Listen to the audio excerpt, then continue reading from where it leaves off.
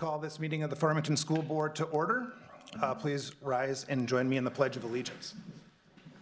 I pledge allegiance to the flag of the United States of America and to the republic for which it stands, one nation, under God, indivisible, with liberty and justice for all.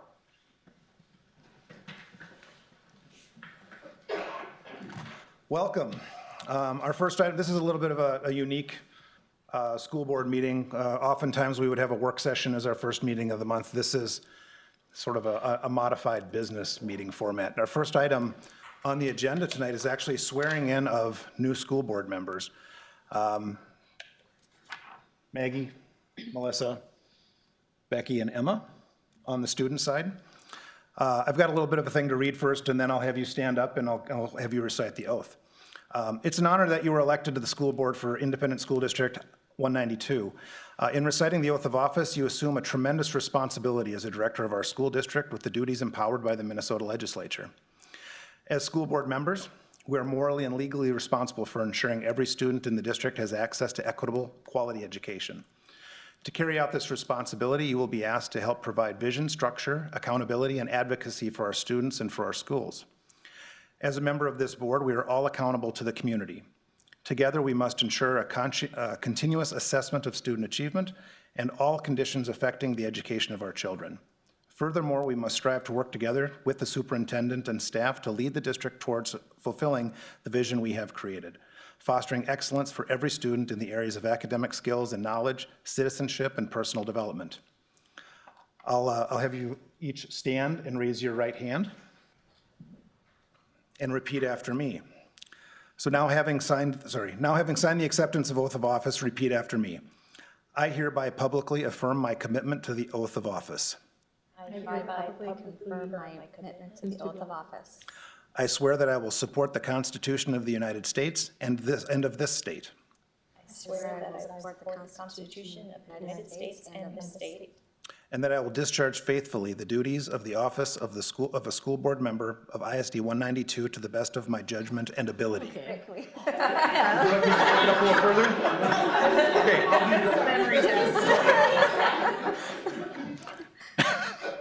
Decorum, people. And that I will discharge faithfully the duties of the office of school board member. And I will discharge faithfully the office of school board Of ISD 192 to the best of my judgment and ability. of ISD 192 to the best of my judgment and ability. Congratulations.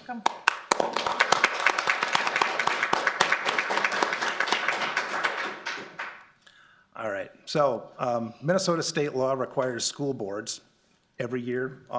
Actually, the statute says on the first Monday of the year or as soon after as practicable. Yes, sir. I think you have to approve the agenda. Yeah. Oh, you're right. Yep. Okay, so the first item on our agenda, sorry, I got a little ahead of myself. First time running this way, starting here. Okay. I will make a motion to approve the agenda. Second. Motion by Doyle, second by Simmons. All in favor, say aye. Aye. Aye. We have an agenda. All right, so Minnesota statute requires us to organize the board on the first Monday of January or as soon thereafter as practicable. That's the first meeting of the month. So our first item on the agenda is reorganization of the board, and we begin with election of the officers, which are the chair, vice chair, clerk, and treasurer. So we'll start at the top do we have a nomination for election of chair? I'd like to nominate you, Kyle, to continue in this position this year. Two of the things that I think are most important for the chair to do is that in terms of their responsibilities, one is that they respond on behalf of the board to all emails that come in from community members. And the second most important thing that I think a chair is responsible for is ensuring that there's space for all voices to be heard during discussions. And I think those are two things that take a lot of time and thought and intention, and you've done a really nice job this year. And so I would like to nominate you to continue in that role. Thank you very much. I second that. All right. Our next thing is to my next question is, are there any other nominations for chair? A third time, are there any nominations for chair? Seeing none, by acclamation, I am elected chair of the school board for 2023. Our second item is election of the vice chair. Do I have any nominations for vice chair? I will nominate Member Simmons as vice chair to continue her role as she was previously. Excellent. Are there any other nominations for vice chair? Are there any other nominations for vice chair? Seeing none, Hannah Simmons is elected vice chair for the 2023 school board year. Our next item is election of clerk. Are there any nominations for the office of clerk? I'd like to nominate Becky if she's interested. I think Steve had mentioned that when one of his children graduated, the clerk's signature got to be on the diploma, and I remember you have a child graduating this year, so if you're interested, I'd like to nominate Becky. I accept that nomination. Are there any other nominations for clerk? Are there any other nominations for clerk? The office of clerk is elected, or Becky is elected clerk of the school board for 2023.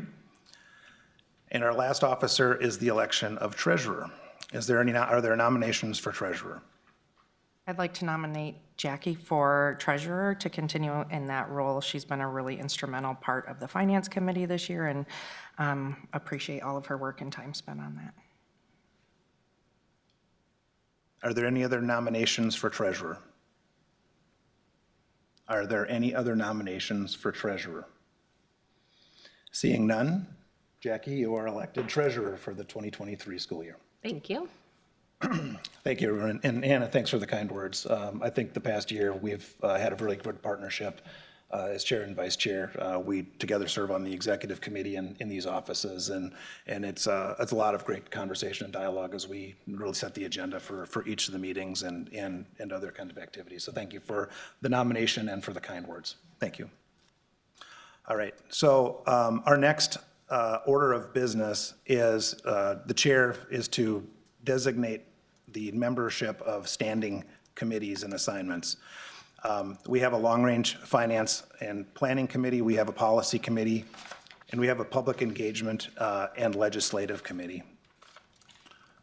For the long range, before the meeting with all members, we sent out a little bit of an information that's like, where are people's priorities and what are the things that they want to serve on? And it worked out really well this year because there's 3 committees and 2 board members selected each committee respectively as their top priority. So for the Finance and Long Range Planning Committee, I'm appointing Becky DeWilde and Jacqueline Doyle.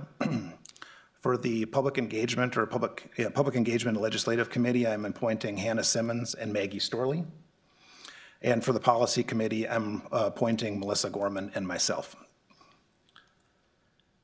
Our next assignments are, well, for the minutes too, there's Executive Committee, and by policy, board policy, the chair and the vice chair automatically serve in those roles. So that's also Hannah and myself. There are other relationships, organizations that ISD 192 belongs to, and so there are also board representatives or contacts for each one of those. They're the Association of Metropolitan School Districts. There's the board representative to the Castle Rock Eureka Empire Farmington Enhancement Group. There's the Minnesota EXU, and then there's District 15, representing of District 15 to the Minnesota State High School League representative. And in those positions, Maggie, I'm going to appoint you to the Castle Rock, Empire, Eureka, and Farmington group. Melissa, I'll appoint you to be the representative for Metro EXU. Maggie, I think I'm also appointing you to the Minnesota State High School League. I think you would interest in both, or expressed interest in both. And then Becky, you and I will be representative on AMSD. Did I miss anybody who wanted to be on something, or is this great? That is all of the appointments and committees for 2023. Our next item on the agenda is to set board salaries for the year. Prior to the meeting, Lori had sent out information, it's in the board packet as well, on board salaries across Dakota County. Typical practice, right now, the current pay is $5,810 for the board chair, $5,240 for the vice chair, and $4,670 per year for all other members. It has been past practice to increase that by a percentage. Do we have any, I think the next step here is really to open this up for conversation and motions about how we should handle that as a board for this year. I would suggest that we just follow what we've done in previous years, and we've kind of followed the typical percentage increases that we've often offered during negotiations. But I know also the situation that we're projected to be in financially, so I think we should be a little more conservative than we have in previous years, and so maybe a 1.5% increase a year, or we can talk about, so for the year. That's just my thoughts. That's a good thought. Yeah, I support that too. I remember following the track of this for a few years because we forewent salary increases for a period of time. But I think, as we discussed at the time, that can result in larger increases when you miss a small adjustment each year. And I think the goal was to try and avoid that over time. I know our district had fallen behind in terms of comparable work. And I know no one is doing this for the money. We're all here because we care about the district. But, this last year in particular, we had a lot of days off that we had to take days off work in order to be able to attend our workshops, full days. And so I do think that it's important to continue, and I would support the 1.5% increase for this year as well. Okay. Are there any other questions or points of discussion? What were what's the general, has been the general, sorry, I think, did I hear 2%? In past practice, we've done a 2% increase, and what's being proposed is that we would take a 1.5% increase on the numbers that are there before you.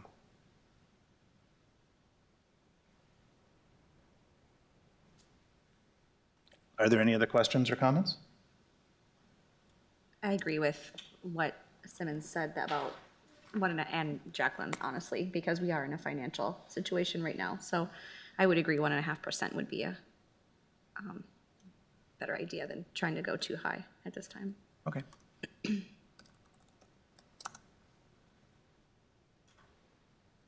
Member DeWilde, do you have any questions?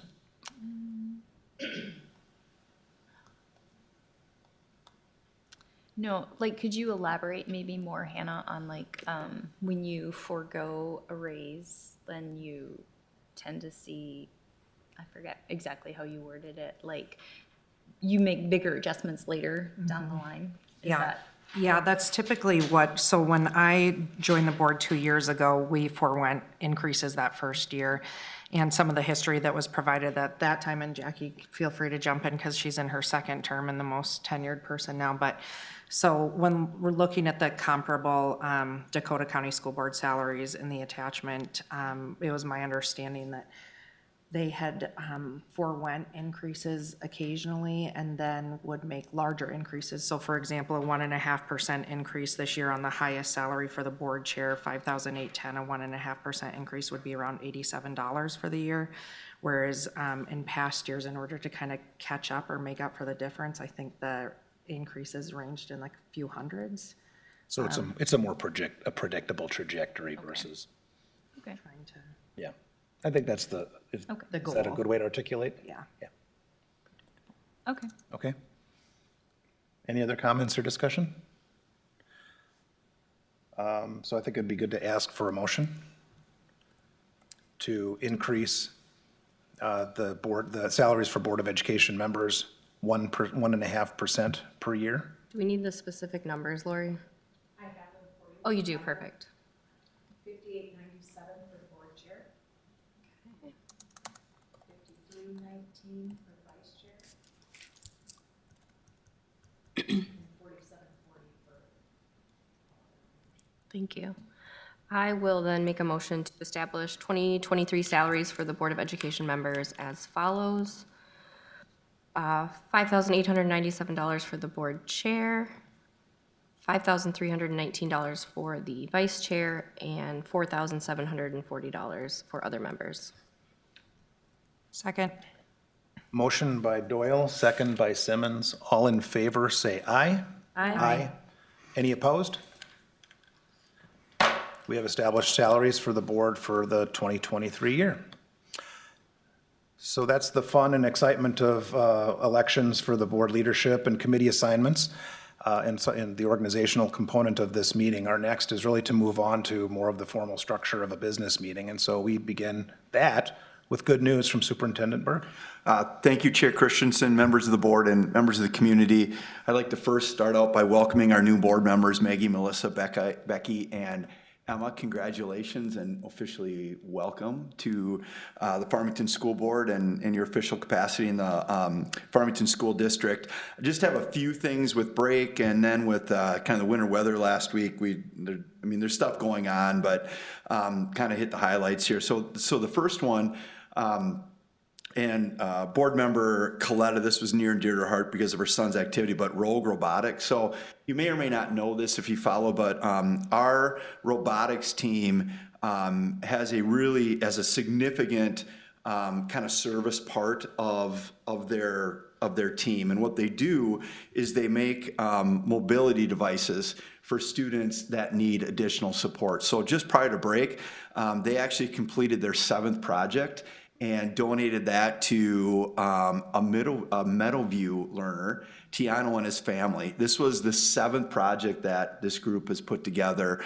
And this was a little bit different. They continue to refine. This actually has an iPad holder as a part of it as well to aid in some of the communication that Tiano does. The other really neat thing about this is throughout the state and actually throughout kind of the United States, it's what our robotics team is known for. So they get a lot of different robotics teams that reach out, like, how do you do this? How do you put this together? So they continue to support not only learners in our district, but also learners across the state and across the country by helping other teams put these things together. So if you're looking for more information, they have some really cool videos, and all the different pictures are on their Rogue Robotics website, so you can check that out. And then got some really good news over the weekend. We have lots of different activities going on, but our speech team qualified for state and are heading back to state for the 4th time in the very short history of this program. They've only been around for 5 years. They started out as a co-op with Rosemont, broke away and have their own program, and qualified for state. So they're going to be heading up there to the U of M on January 13th and 14th. And not only did they send one team, but they sent 2 teams, and the first team was section runner-up. So it's the highest place that any of our teams have had. So that's just a really cool thing. And then I know a few of our board members are going to attend the MSBA Leadership Conference, but I do want to highlight that we actually have a couple of our buildings going up there and sharing some of the work that they're doing. So BMS, Bachman, and FES have a school excellence showcase. So it's not a formal sort of program that you're used to going to. They actually set up a little shop, and then while people are going on for about 2 hours, that people can come by and see that. And they're going to focus on the work that they've shared when they've come to the board, talking about their 7 mindsets and how that impacts the work that they're doing. And they're trying to sneak in and see if they can maybe get Mr. Nelson from BMS up there, or some from Dodge up there as well. But 2 of our schools are going to be showcased in the event, so we're really excited about that. So that's Thursday from 11 a.m. till 2:15. Then the last thing I just want to say is I want to appreciate everybody's our staff's patience and our community's patience with the weather last week. I mean, it's tough when you come back for break, and then we had a couple of days of very interesting weather, to say the least. We work really hard with the National Weather Service. They provide us multiple webinars and multiple updates throughout the time, and then with Marshall Alliance to try to make those decisions. And in a perfect world, if we could make decisions the night before, we would do that. But we tried to get up as early as we could to make those things. Unfortunately, in talking to the meteorologist, it doesn't sound like it's over for some of the weirdness that we're going to have in our weather. So like I said before break, just remind families, have a plan. What's your plan going to be if we're 2 hours late, if we have a 2-hour early release, or if we have to shut down for a day, because it sounds like it's potentially could happen again. So, I was just excited not to get a 5 a.m. phone call from the district. well, was it at 4:45? Thursday or whatever that we have. Yeah, well, Jason, I have a quick question. Yep. Does the snow day that we had last week affect the flex day that we have coming up no, at all? Okay. No, I think, and I have to look back, that was probably 5, 6, Years 7 ago. years ago, where we had the 2 built-in days and kind of said, if we have a snow day, we're gonna flex it. And then what we found is a lot of families had made plans, right? Because that flex day is flexible. You can go do work wherever you want. So people were going on vacations and they're like, well, we're not gonna be around. So we just decided to leave that. So no, it's just gonna continue we'll follow our school calendar the way it currently is printed. So that's a good question. So that's all I have for today. So thank you. Great. Our next item is school board updates. And Emma, I don't know if I want to throw you under the bus here or not, but if you are prepared to give one, we're sure happy to hear it. Yeah. Okay, so I'll just introduce myself for today, but my name is Emma Schaubert, and I'm a current junior at Farmington High School. I am pretty involved in our community, and I'm a student athlete, so I play varsity soccer, and I'm super honored to say that Coach Johnson actually nominated me for Farmington's Female Junior Nominee for the Excel Award, of which the criteria is excellence in community, education, and leadership. And then I also do Lakeville Club Soccer, which keeps me busy. And then I'm also an active member in Student Council, along with Kennedy, and then I'm also active in National Honor Society, which is a volunteer club, Farmington Faith Club, Puzzle Club, also Kennedy's the president of, and I'm a teacher assistant for Spanish 2 as a current Spanish 4 student. And then I'm also currently shadowing Dr. Hamdan at Meadowview Orthodontics too, so that's a really cool thing. And then I also just have a passion for education. I'd eventually like to be an orthodontist or dentist or whatnot. And I like being involved in the community and being a leader for those around me. And then I'd just like to thank you for the opportunity to be here, and I'm really excited to learn from our school board and from our Farmington community. So thank you. Thank you, Emma. Kennedy. Well, hi everyone. I'm just going to introduce myself. So some of you may or may not know me, or if my first time meeting you today. Well, I'm Kennedy. I'm also currently a junior at FHS. I'm captain of the boys swim and dive team. I'm vice president of student council, president of the Puzzle Club, which is a club that was recently started at the school 2 years ago. I'm also part of National Honor Society, Link Crew, which is like an orientation for our freshmen, and we have our last Link Crew meeting tomorrow. So then that program will be over for the year. FCCLA, which is a volunteer group at our school. Diversity Club, I'm a lifeguard and swim instructor at Dodge and a few other places. And then I do a plethora of other things. So if you have any questions about FHS, I can probably provide you an answer or point you in the right direction. I chose to apply for a second term because I was able to learn a lot about this community and the impact that everyone has on it. Every other Monday, I learned something new, whether it's related to our local government, my school, or what might be to come in my near future. This year, I hope to continue this lifelong learning while also making a positive mark everywhere that I can. I have a few things to report on for our school. So I do want to say the Flex Day, I found it to be very smooth. A lot of students did do their work. They were kind of ready for it, especially with having a snow day on that Tuesday, so we were kind of ready to get back into school after winter break. So I found that this one was pretty steady. I know a lot of clubs in sports were doing virtual meetings, so whether that be a virtual practice, I know the One Act, they had some virtual practicing and things like that. So there are quite a few groups really utilizing that technology that Farmington allows for us. Next, I'd like to give a huge shout out to our athletics and activities office at the high school. I want to thank everyone who works in this department, from Keith Badger, who is our activities and athletic director, to all of our coaches and athletes. It's amazing to see the things that they're doing. If you have a chance, please be sure to check out their Farmington Athletics website. It's very well done and very polished.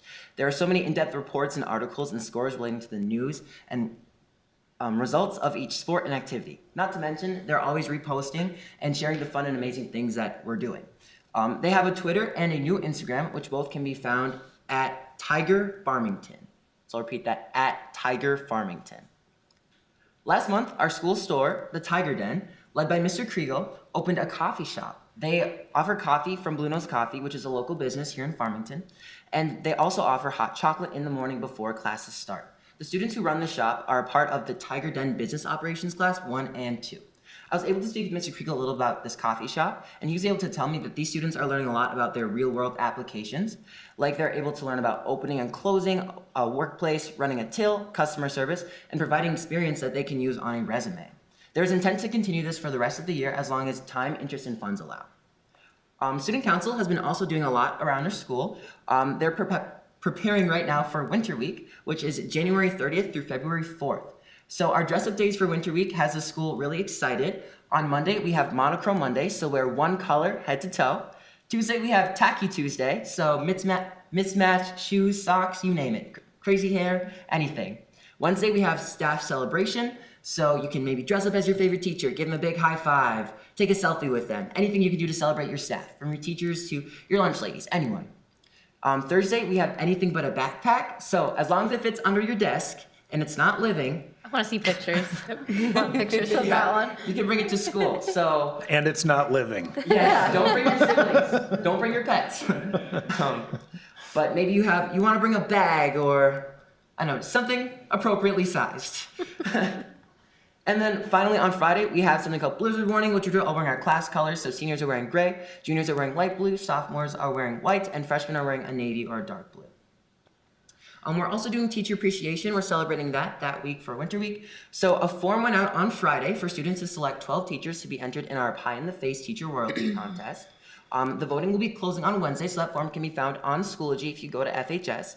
And then bins will go out on Monday to collect money, which will be donated to Pennies for Patients. So how that is going to work is coins will count as positive towards the teacher that is going to win, and dollar bills will go as negative. So if you want a certain teacher to win, bring in all those, search your car, bring in those couch coins, whatever you can find, bring that into school, and then dollars also help a lot. And then I talked this about last meeting, we have the Winter Carnival. That is on February 4th from 2 to 8 p.m. Many different Farmington groups will be hosting booths there. There'll be games, food, admission is $5. We want the entire community to be there. That will be a blast. And then finally, this Friday, January 13th, the Farmington Theater Program is putting on the Winter Children's One Act Festival. The showings are at 5 p.m. and 7 p.m. The 5 p.m. showing is a sensory, family-friendly performance, and then the 7 p.m. will be a standard showing. It's mainly a student-led production. There are 3 children's shows, all with the theme adapted to winter and the goals of having a fun family experience. That's all I have. Thank you. That's awesome. Thank you. Thanks, both of you. Our next item on the agenda is the consent agenda. The consent agenda is made up of routine business items that can be acted upon with one motion.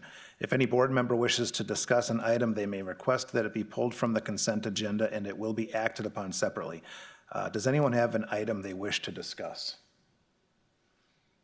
Seeing none, can I get a motion to pass the consent agenda? So moved. Motion by Doyle, Second. second by Simmons. All in favor, say aye. Aye. Aye.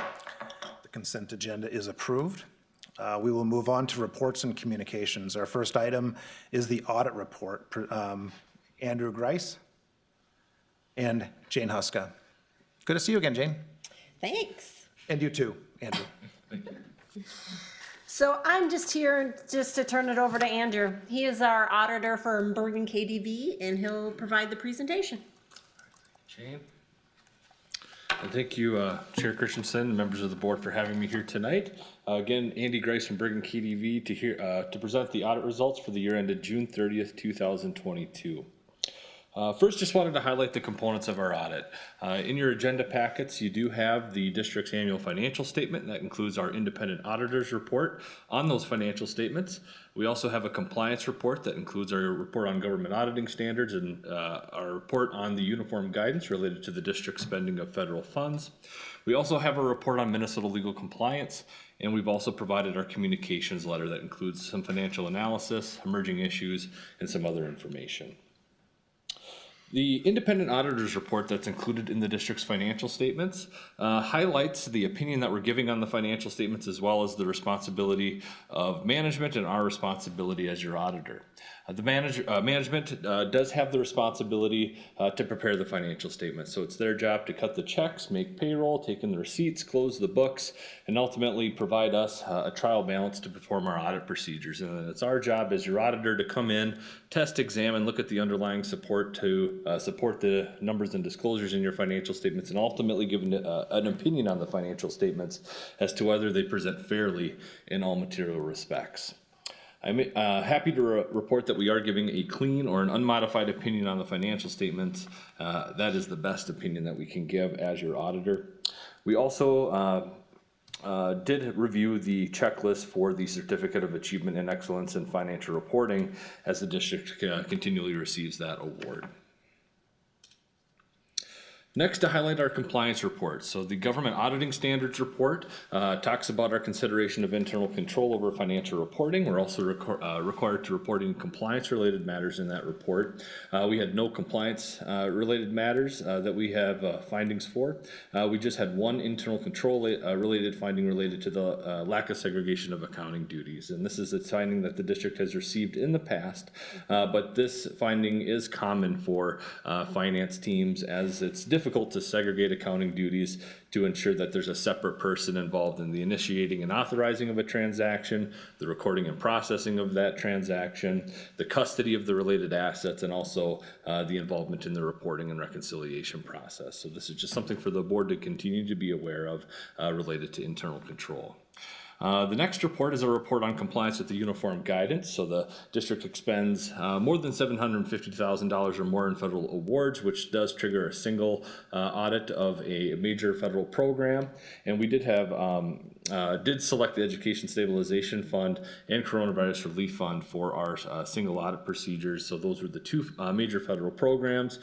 We are required to test compliance with the applicable compliance requirements for those programs. So that includes making sure that the related costs are allowable under those grant programs. We also are required to take a look at internal control over those programs, that you have internal controls in place to ensure that you're in compliance with the applicable compliance requirements. And we had no findings to report with our federal single audit.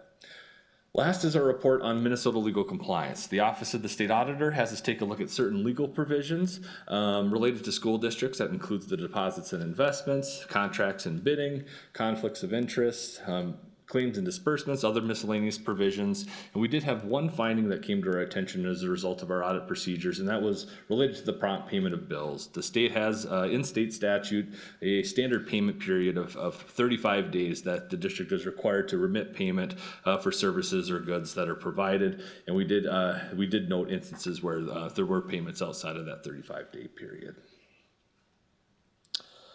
Next, wanted to highlight some information in our communications letter. So our communications letter, again, includes all the required communication in accordance with audit standards, but also provides a financial analysis. And it starts by taking a look at the general education aid for the district. And general education aid, which is included in state sources of revenue, which make up 80% of the district's revenue. A large component, or the largest component of that, again, is the general education aid. I wanted to start by highlighting the formula allowance. Here for 2022, there was a 2.5% increase, increasing that general aid allowance to $6,728 per pupil unit, which is an enrollment-based number. When we take a look at enrollment, we do want to start by taking a look at average daily membership, or resident ADM. And those are the students that are within the district's boundaries. And that figure did increase here for decrease here for 2022 by about 140 or 2%. That number is then converted into a pupil unit number, which gives a 20% premium for secondary students, but it also takes into account the open enrollment process. The open enrollment process did provide a pupil unit gain of 319 and a pupil unit loss of about 874, and that resulted in a net loss of students served there of about 555 compared to a net loss of 475 in the prior year. So that figure is growing. The pupil unit number here at the end of the year was 7,528. That is the lowest in the 5 years presented compared to the highest point back in 2019 at 7,967. Next, wanted to highlight general fund sources of revenue. And as I mentioned earlier, the state sources of revenue make up about 80% of the district's revenue, followed by property taxes at 13% and other sources of revenue at 7%. And there was a decrease in total revenue this year, decreasing from $88.4 million to about $88 million at the end of the year, a decrease of $435,000 or about 0.5%. Local property taxes did increase from 11.4 million up to 11.6 million with an increase in the general fund levy.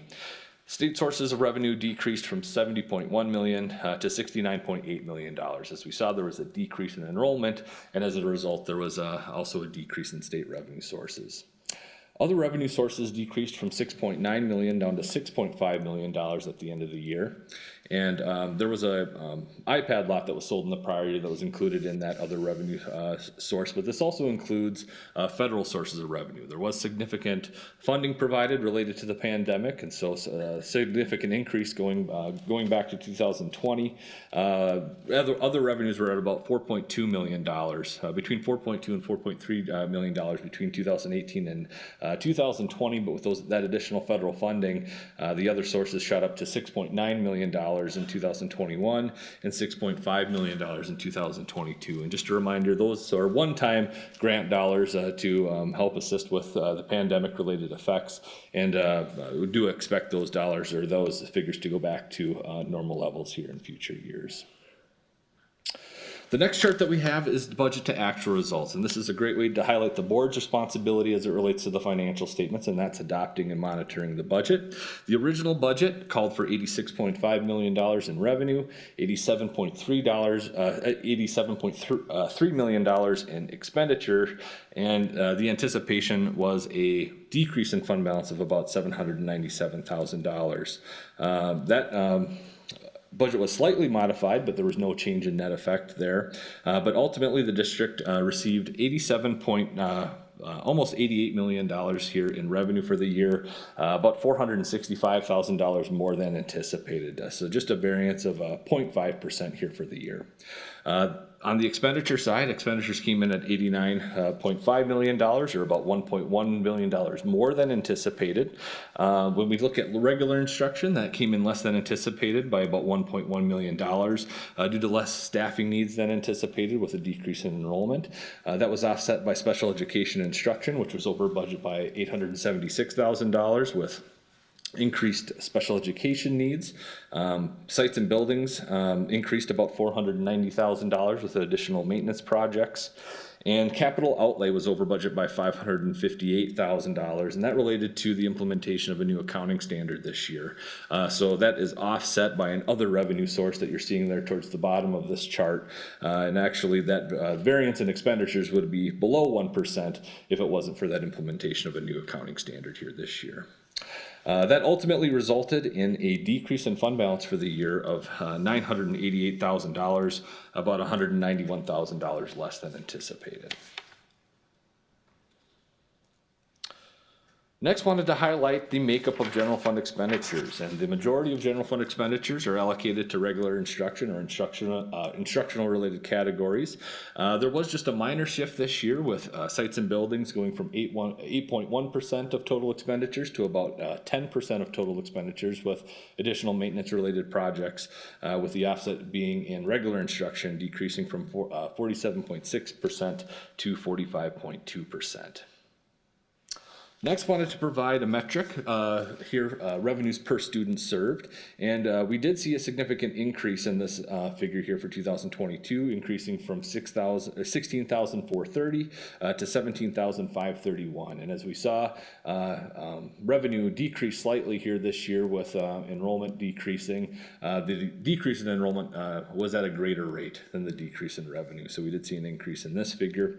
Also provided the state averages there in the chart below just to give some additional information for comparative purposes. On the other side, I wanted to take a look at expenditures per ADM served. And here for 2022, do see that coming in at 18,201 compared to 16,455, and that's a result of expenditures increasing as enrollment is decreasing, and also providing the state averages for comparison purposes. Next chart shows financial position here over the last 5 years, and with the decrease in fund balance, or with expenditures exceeding revenues of about $1 million, we did see a decrease in total fund balance, decreasing from 21.5 million to 20.5 million. Also saw a decrease in cash and investment balances, going from 24.3 million down to 21 million dollars, due to that current year operating deficit, as well as some additional amounts that being in receivable balances at the end of the year. Next, wanted to highlight the overall general fund operations and also the makeup of fund balance here for 2022. So with current year operations, again, we're seeing fund balance decrease down to $20.5 million. We did see some utilization of reserved fund balances, specifically long-term facility maintenance, which decreased from $804,000 to zero here in 2022. So there's some additional set-asides for operating capital, which increased from $1.5 million to about $2 million here for 2022. Also saw a decrease in amounts assigned for specific purposes, and that resulted in the unassigned fund balance remaining fairly flat. It was at $7,983,000 in 2021, and at $7,981,000 here for 2022. The district does have a fund balance policy in place to maintain an unassigned fund balance between 8 and 12% of the annual budget. And here for 2022, the unassigned fund balance represented 8.9% of expenditures, so right in line with the district's budget. Just two more funds to take a look at here tonight. Also have the food service fund. The food service fund saw a significant increase in revenues this year with meals served and no longer having distance learning, and also had a related increase in expenditures, and that resulted in a surplus for the year of about $993,000, increasing fund balance to $1.8 million at the end of the year. And also saw community service fund activity increase as we continue to rebound from the pandemic. The revenues in this fund increased from about $4 million to $5.7 million here for 2022. Expenditures increasing to almost $4.9 million, and generated a surplus for the year of $854,000. This fund also has amounts restricted for specific purposes, with amounts restricted for community education at $527,000, school readiness $156,000, and also amounts restricted for early childhood and family, and also for community service related programs. That's all that I have for you here tonight. Next, I'd just like to open up for any questions.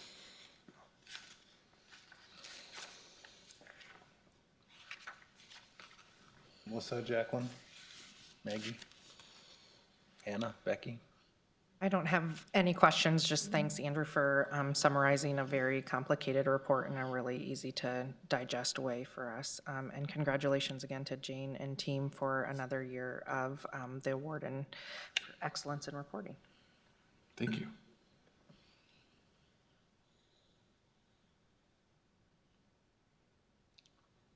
Jane, are there any surprises for you in this in terms of forecast results or budget? The budget process we went through versus the kind of where the numbers landed? I know some were higher, lower in different places, but Yeah. I know that you're always tracking those things pretty closely. I just want to get your input on whether there's any surprises there or anything else that stands out for you. No, it came in pretty close to where we thought. Always the risk factors, right, are the unknowns, our tuitions and expenditures that we don't get until the end of the year. And so those are always like, oh, I hope we estimated the number correctly, but they all pretty much came in where they thought they would be. Okay. So. Well, if there are no other questions from members of the board, we can move on to our next item. Thank you, Andrew, and thank you, Jane. Thank you. Thank you. Our next item is review of Riverview Elementary Carpet Replacement Project. Dan. All right. Good evening, Chair Christensen, members of the board, Superintendent Byrd, members of the community. Just want to take a few minutes here this evening to kind of give a preliminary kind of run through here of a couple projects. Well, this one in particular, will bring one the next meeting as well for some summer projects that we would like to pursue. This one pertaining to Riverview Elementary and some flooring, specifically carpet replacement at that site. So a little bit of historical context or background information for you. Riverview, for those of you that may not be aware, was originally opened as Farmington Middle School East a little over 20 plus years ago. Oh God, don't say that. Don't say that. Sorry. Yeah, time I went flies, to huh? the West Building. And as such, the vast majority of the carpeting and flooring in that site is the original flooring, so getting up there in age. The majority then is original to the building. There are a few areas throughout the building that have had different remodels, renovations, updates, and so on and so forth throughout the years as that building has transitioned and the purposes in certain spaces have changed. And we'll get to kind of a map here in a minute. You'll kind of see which those spaces are. We're not looking to replace carpet that is in good condition, but the vast majority of the carpet there we are looking to replace. The older buildings, this one is quite honestly taken a bit of a back seat here the last few years. We had hoped to have progressed a little bit more quickly with this a number of years ago, but once again we have to prioritize, and unfortunately flooring and carpeting is not always at the top of the list, so it's been pushed down a number of times, but we feel like now we are in a position to continue to move forward with this. That being said, our older buildings, FES, Aiken Road, our TLLC, Dodge, and Bachman sites have had a pretty significant investment in flooring over the past 3 to 7, 8 years. So we're sitting pretty well with all of those other sites. That would leave North Trail and the high school. North Trail, yes, it is actually a little bit older than Riverview, but after we kind of evaluated the actual condition of the flooring that's there, it's been recommended to us that we let that one go for a bit longer because we still have life there in the flooring. So that being said, sorry, I know this is probably a little bit small here. But in your packet, you can kind of see that the colored areas that are there, kind of that bluish purple color, green, and then there's some red and a little bit different shade of green. Those are the areas that we've identified that we need to replace the carpeting. The gray areas are a combination of one of two things. Either A, they represent spaces that have been remodeled, refurbished, and have newer carpeting in them, or they represent hard surface flooring, so like gyms, terrazzo, tile, that sort of stuff that we're not looking to touch. That stuff is in good condition. So that kind of gives an idea of the scope of the project, as well as some amounts there. It is a pretty significant amount of flooring. Along those lines, kind of some budget and phasing information. The current estimate there, you can see a little bit more than your regular household carpet redo. That is fairly conservative, meaning that is a pretty high number, but we prefer to do it that way, and hopefully keep our fingers crossed that bids will come in less than that. But right now, total project value there is looking at about $685,000. This would be funded through long-term facilities maintenance dollars, and actually because of the way that we kind of need to pursue this project, it would actually extend out over 3 different budget years, which is favorable to us. It makes it much more manageable to do that. I kind of go into some detail down below in the phasing aspect of that. So we'd be looking at summer 2023, so coming up here this summer. Keep in mind that our fiscal year would include the month of June, so that is favorable. That would be, contractors coming in, doing some demolition, probably some receipt of product that could be charged against the FY23. And then July, August would be FY24, where we would look to primarily focus on kind of common spaces and hallway areas, wrap that up, and then come back in June. And do and then kind of a phase 2 beginning, which would be classroom spaces, still in FY24, and then actually move into FY23, and then move into FY24 when it comes July and August. So that might be a lot, but it helps to spread it out over multiple fiscal years. And quite honestly, just from a phasing and standpoint, it's a lot of moving of furniture and equipment and everything else all over the place to pull off these types of large carpet redos. So doing it this way from a budget standpoint is advantageous, as well as we try to manage all this stuff in-house without having to hire outside moving crews and so on and so forth. So that would be the phasing aspect of it. And then just a quick piece in terms of next steps. We obviously try to bring this information to the board. Yeah, it's been in some, Friday Notes publications here the last month or so. Just giving an opportunity for folks, as Chair Christensen mentioned, usually this would be a kind of a board work session type of a topic. I will tell you, sometimes this gets a little bit tricky this time of the year as we try to plan for specific timelines, and sometimes architects and bid types of things get a little bit in the way, and it doesn't always align great with the way that we have our meetings structured. So I try to get it to you as quickly as I can and still try to keep it advantageous to us as a school district. So next steps would be coming back and formally asking the board for permission to take this out for bid. And then we do our normal piece where we publish bids, both local news sources as well as clearinghouses. Bids due at the beginning of February, and then coming back to request permission of the board. I'm making assumptions that we will get, bids that will hopefully be favorable and be within our parameters and budgets and all those sorts of things, to ask permissions to grant the award of the contract and be in a position to move forward. So with that, I guess I would take any questions that anyone would have. I have two questions. Dan, thanks for the summary of the proposed project. The first one is, do we know what the impact would be on Kid Connection, Summer Kid Connection at Riverview? Would Riverview just not be an option then this summer? Correct, yep. Okay. So, and that's a great question. So anytime we do these types of projects, we work pretty closely with administration, both building level administration and district administration. We just had the conversation the other day about where are we gonna house these, certain projects that we offer during the summer. And so yes, Riverview would, we wouldn't be running those at Riverview.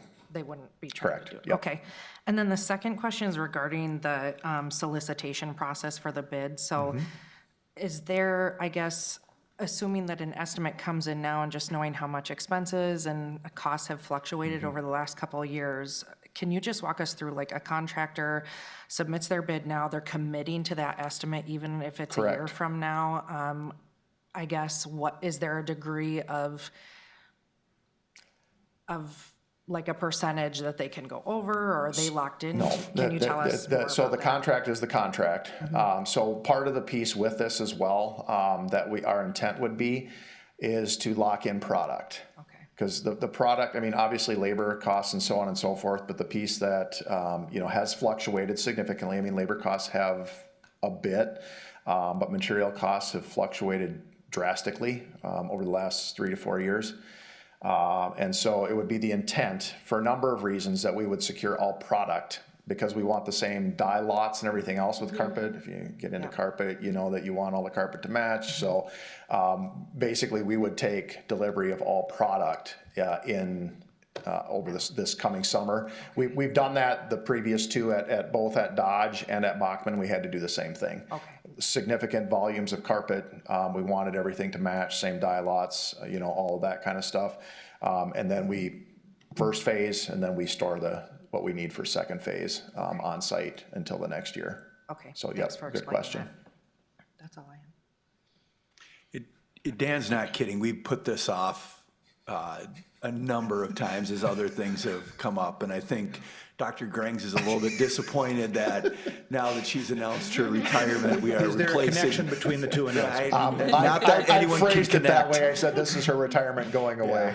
So, yeah, this is something we need to do, and Dan's done a good job of putting together. But to your point, right, there's all sorts of things. But we've worked really closely with Wald in the past around different things, and they take a fairly conservative approach when they put together a budget. And one of the reasons why we've been able to do a lot of the things that we were able to do with the 2015 bond is because as we built it, we put in contingency, and then the bids came in low, and we were able to do that. So I think we feel pretty good about where we're positioned, so. All right. I just have a question. So you said this would impact your kid connection, so what would be the alternative for those families? They would be, so right now the plan is that would be housed at Meadowview. So we're working through some of those details because we have not only, our Kid Connection types of programmings, but we've got our normal, STAR programming, our ECFE. It would still be type of offered, it programs. would just be at a different site. Correct, yep. And we've moved that stuff around periodically over the years, no matter what. But one of the impacts can be, do we have projects that's to some extent require that we move? It makes it a real challenge based on what we're doing to offer programming in a certain building. So this would be one of those cases where it would be a challenge. Okay, thank you. Yep. Anything else? All right, thank you, Dan. Thank you. That's the end of reports and communications. Can I get a motion to acknowledge receipt of reports and communications? So moved. Second. Motion by Doyle, second by Simmons. All in favor, say aye. Aye. Aye. That is approved. Our next item is administrative action. We have one item regarding a resolution relating to general obligation school building refunding bonds. That is a mouthful. I think I missed a preposition or a verb someplace. Thank you, Chair Christensen, board members, Superintendent Berg, members of the community. Thanks for letting me kind of take this board meeting sideways, because we usually don't do administrative action on their first board meeting. But this is time sensitive, so we've tried to bring this to the board one time before, and then interest rates changed and it made it unfavorable for us to proceed down that line. So we're here again to start the process, and who knows, it may go, it may not go, just dependent upon what the market does. But one thing that I wanted to let not only the board know, the community know, that going through this refunding process is very advantageous for us. Since 2011, going through this process, we have saved our taxpayers over $29 million by doing this. So if you think about that, that's on average saving about $2 million a year. And that does include an estimate for this refunding as well. So why are we here tonight? Well, we need to pass a resolution to actually move this process forward. And so what we are looking for is the board to approve to issue new bonds to replace the old ones, to give approval to Ellers to bring our bonds out to market, and also for the board to approve that we take part in the state credit enhancement program.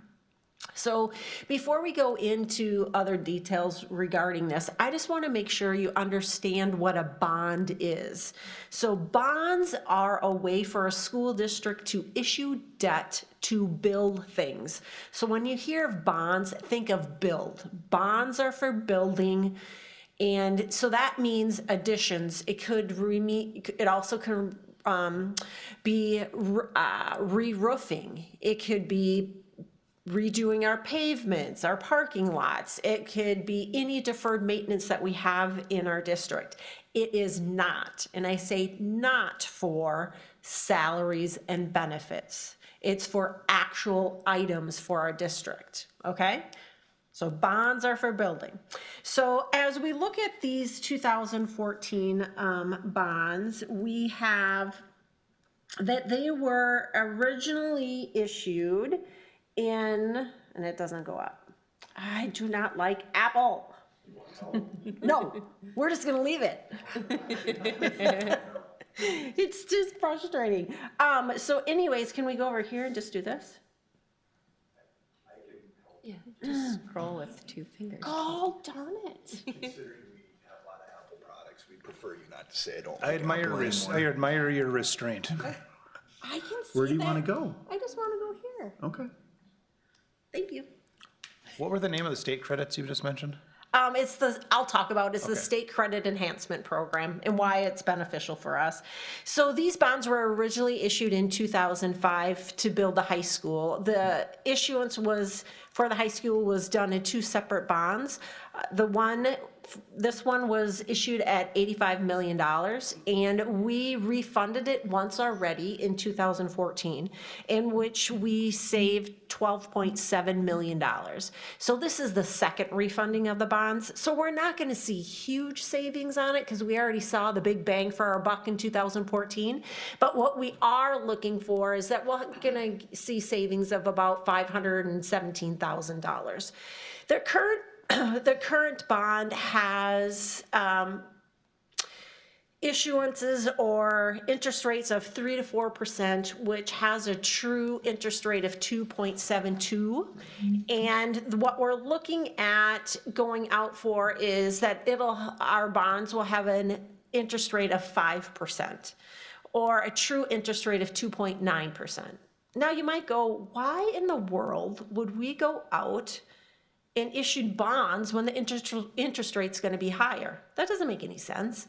Well, you have to look at other things that are happening in the market. And currently what is happening is that we are anticipating that we're going to receive about $2.2 million in a bond premium. And what we will do with that $2.2 million is we will apply that to the principal of our bond. And so, as you know, when you reduce your principal, then you're also reducing your interest. And so in the end, when you look at the schedules and how it all balances out, we save about $517,000 because of that premium that we're anticipating that we're going to be receiving. Now, this bond will have the same end date as our current 2014, which means it will end in February of 2027. And we are asking for the state credit enhancement program. And why that's important is, one, it's free to us. Two, we get a better rating. And three, it lowers risks for the investor.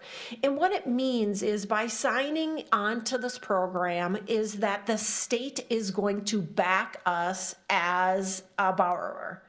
And what it means is, so let's say for some reason we are unable to make our payment on our bond. I don't know, something happens. What the state does is they come in and they pay our bond for us, and then we have to pay the state.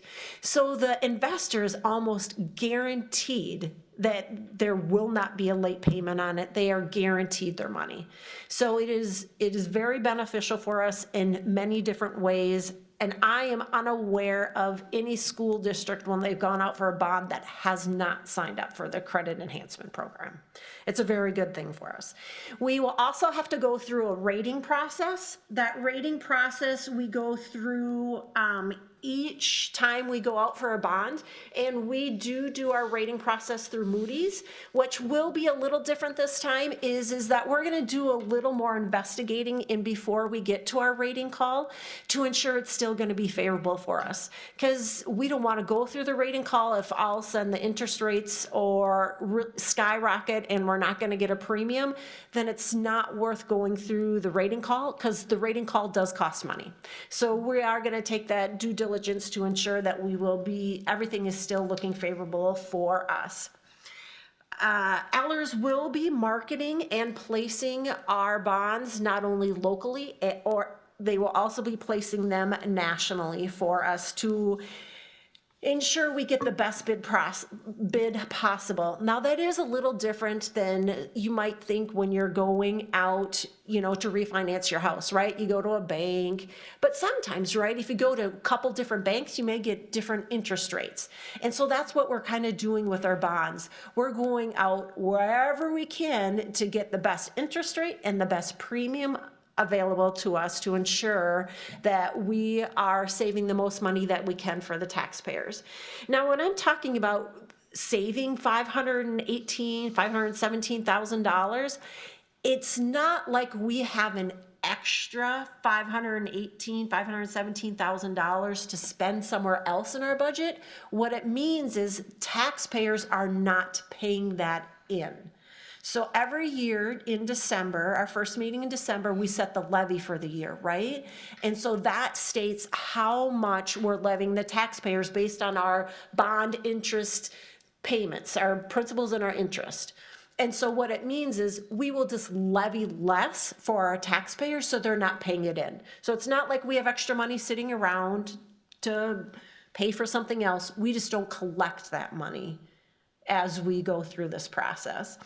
So as we look at page 9 of this pre-sale report, it lays out really nicely the old and the new debt payments.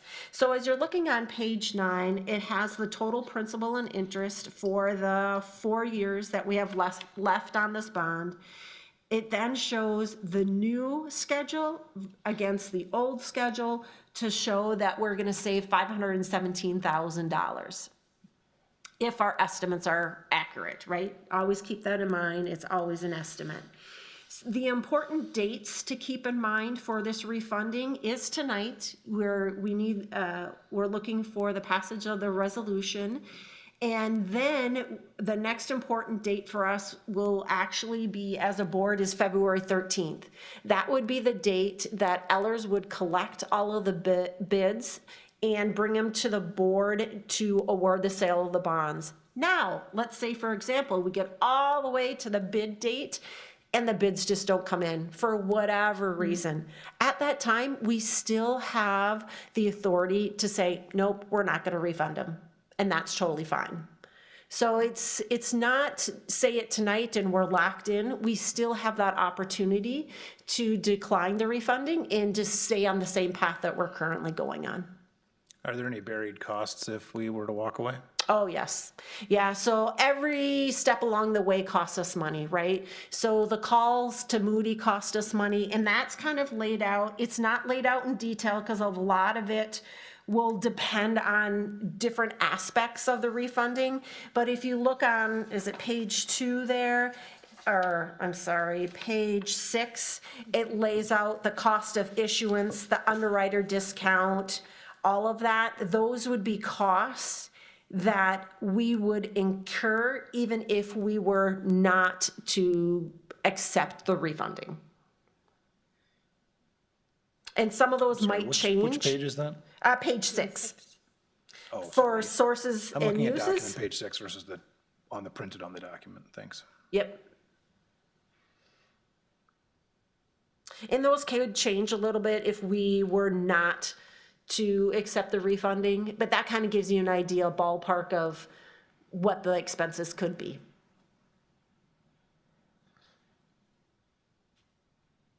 So which of those line items on page 6 are like, even if we decide not to refund? So look The at the 13th. underwriter's The discount underwriters? Okay. and the cost of issuance. And the cost of issuance. So if we vote tonight, we're committing to those 2 line items, which are, what, $250,000? Close? Well, no, no. That's the question, right?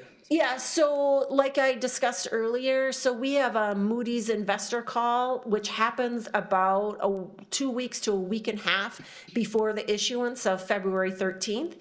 At that time, we will reevaluate if the interest rates are still favorable and look at how bond premiums have been going for other issuances in the same field. And if it's not favorable at that time, that's when we pull the plug. So that's what we did last time. Last time when we thought, oh, we're gonna go, and we went through the whole process, and then we yanked the plug because it wasn't favorable for us. And at that point, we didn't incur any other costs up to that. I don't know if I remember, did we Actually- have a vote like this at that time? No, we didn't even get this far. We didn't even bring the resolution. I remember we talked about it, or Yep. there was in Friday notes, it was, Yep. Jason had noted that there was an option here, but then it went away. We pulled the pin before we got to this, but to Yep. Jane's point, up until the call, Yes. we're good. There's Yep. no cost incurred until we have the, We'll have minor because we have a little legal fee going into this for the resolution and some filings and stuff, but nothing Not compared to. $250,000. No. I would, if you're asking me what that cost probably is, $5,000 to $6,000 Okay. before we get to the Moody's call. The Moody's call costs alone usually run $20,000 to $25,000. Okay. And then after that, it's the actual cost of filing and doing all the due diligence work on the actually underwriting side of it. Okay. Yep, I got it. And that date's February 13th. that we're gonna Correct. be doing that, okay. correct. I've got a few other questions, but I'm going to defer to others. Okay. I have a question, I'm just trying to figure out how to word it. So, by taking this credit enhancement program through the state of Minnesota, are there any other factors that we need to be aware of? Is there any, catches or any other things that we should know that are underlying, like if you take this, you have to do X, Y, Z, or you have to be Nope. bound by X, Y, Z? Nope. That's my question. This is, Strings attached. Yes, thank you. yep, nope, this credit enhancement program is solely a benefit for districts to help with your rating to get a better interest rate. And this is a state program, and it is 100% positive for the district. There's not one thing that's negative about it. The one thing that I did notice is that it sounds like if we don't repay, you said that, like, let's say that our city comes in, or our district comes into a situation where we can't repay, and then the state pays it for us, and then we just repay the state. It sounds like they do also tack on an interest rate to that. Is that correct? In addition to what so it's just like defaulting on a loan and getting Right. another loan to pay for that loan. You're gonna pay double the interest now, basically. Yep. So don't do But that. in the history, since I've been here since 2004, and so what you need to understand about debt payments is easiest way to explain it is another bucket, right? So we have our general fund, which is Fund 1, okay? We have a food service, which is Fund 2. We have community ed, we have a lot of other funds, and then we have debt service, which is Fund 7. So we receive money specifically for our debt service payments. That has to go in Fund 7 and cannot be used for anything else other than debt payments. And that money comes from? From taxpayers that go through the state, that's the tax levies that we just approved in December. Okay. So they're, in the old days, the way that we used to be funded from the state, there was the possibility of not being able to make a debt payment. In the way that they restructured debt payments probably about 4 years ago, there's no reason a district should not be able to make their debt payments. Because you receive all of your debt money in Fund 7 prior to your February payments that are due. And have we had the state credit enhancement before, or is this the first Nope, time we've been every time- eligible for it? Nope, every time we do a bond or a refunding, we're always part of it. We have, okay.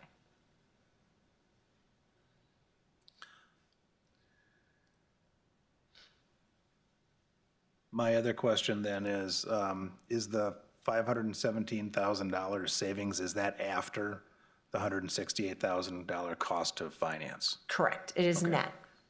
It's not gross. Just had to ask. Yep. I assumed so, but I wanted to make sure it was cleared. Okay. And then, this is because I'm new, I don't know this. How long, okay, so we've been working with Ellers and they suggested that this might be favorable. Like, how long have we used Ellers as a financial service and? So I started here in 2004.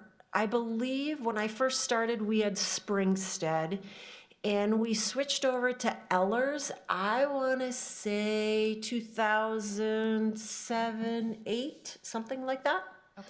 So we have a pretty long Yes. relationship, built a lot of trust, and Yes, yep, they've been doing favorable work for us. yeah. Yes, I mean, if you look at it, since 2011, saving $29.6 million. I mean, that's pretty favorable for us and our taxpayers. And I sorry to pipe in too, but Yeah. I know we do have a good relationship with Ellers. They actually also were pretty instrumental in some of the long-range financial forecasting that we did over the past year. Right. I've to heard set their us name a up. lot. Yep. Yeah. So yeah. I'm assuming, we have a good relationship and Yeah, and trust their it word. goes both ways, because to Kyle's point, prior to, when we looked at this before, right, we were gonna do this, and then, like, the day before we were bringing this to the board, they're like, no, you don't wanna do this. So they're, I mean, not only looking out for opportunities, but once they say, hey, we think this is gonna be, and it turns out not to be, they're willing to step up and say, hey, let's reel this back in, let's wait and see, instead of just saying, well, we did it, let's just go with it, sort of a thing. So they've been very good to work with.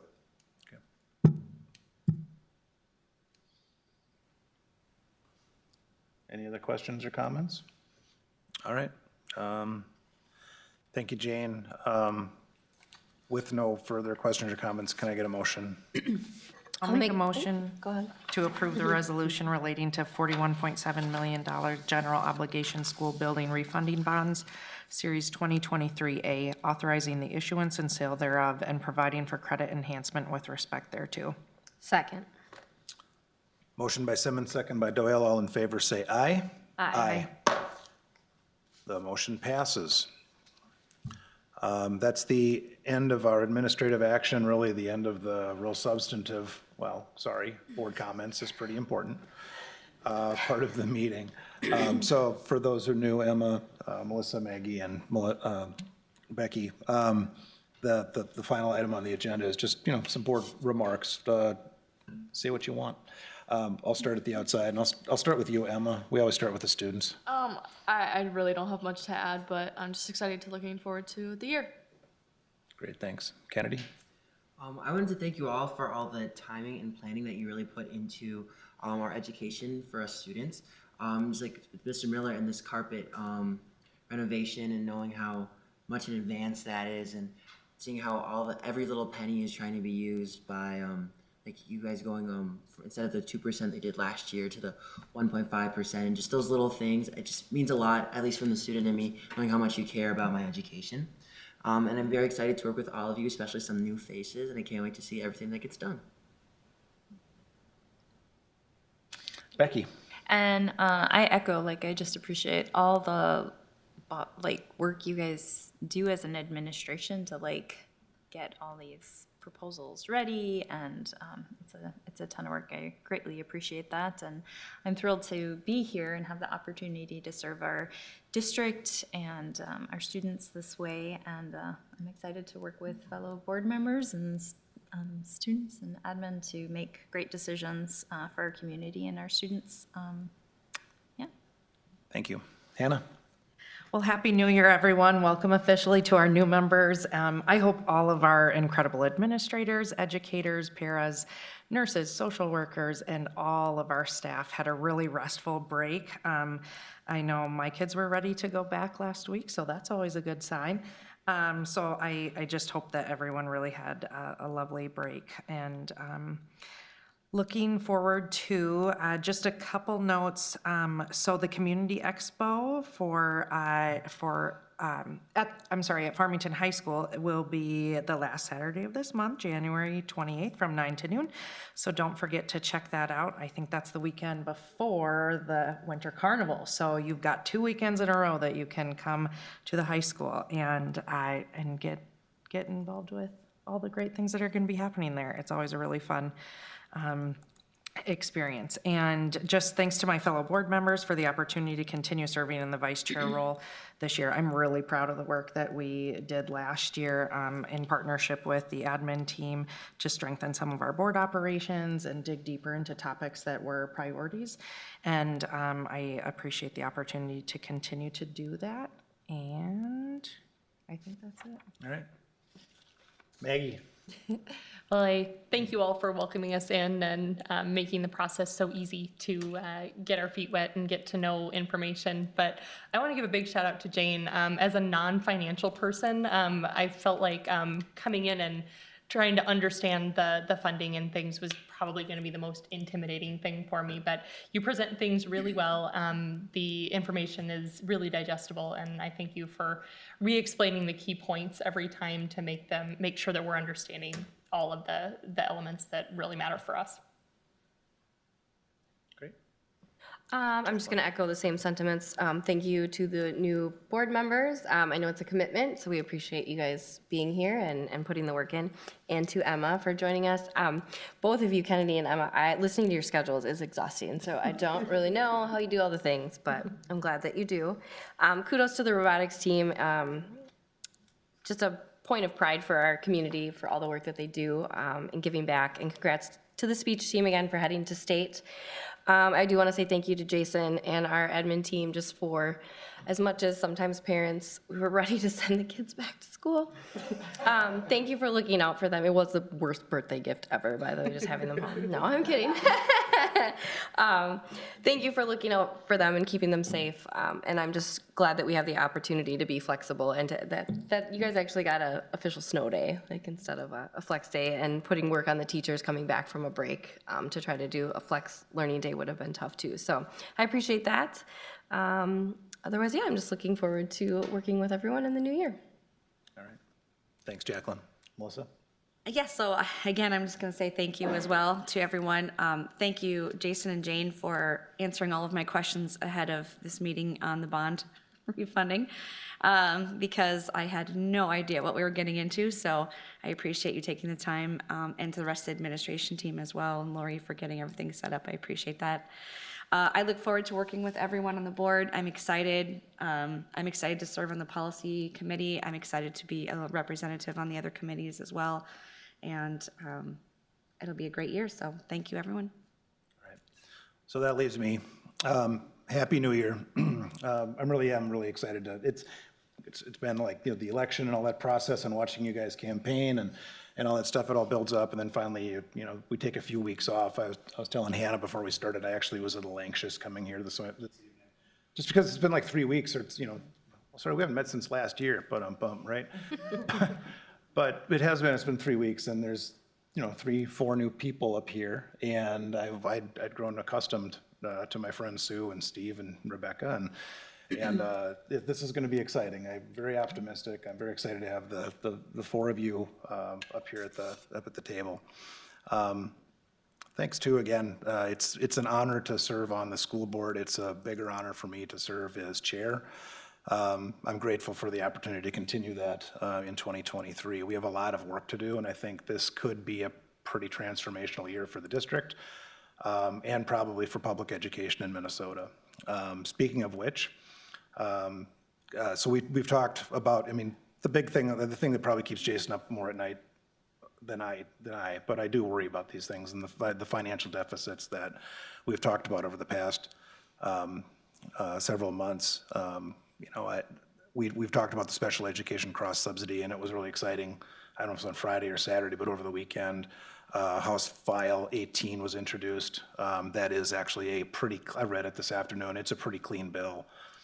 As is right now, we'll see what happens when it goes through the meat grinder, but it's a pretty clean bill to cover special education costs for school districts, which Minnesota statewide, that's an $800 million basically essentially a property tax relief bill is how I look at that because of the impact it has on our own general fund dollars. So I hope that they are able to review that in committee, pass a fairly clean bill, and take action on it pretty swiftly so that the things that are, I think, keeping us up awake, keeping us turned from concerns to, okay, now what are our priorities for reinvesting some of these things that we've lost over the years? So that's really my 2 comments. So again, thank you everybody for being here tonight. Congratulations to our new board members. I'm really excited. Let's make 2023 a great year. So for that, can I get a motion to adjourn the meeting? I'll make a motion to adjourn the meeting at 6:52. Second. Motion by Doyle, second by Simmons. All in favor, say aye. Aye. Aye. We are adjourned. Thank you.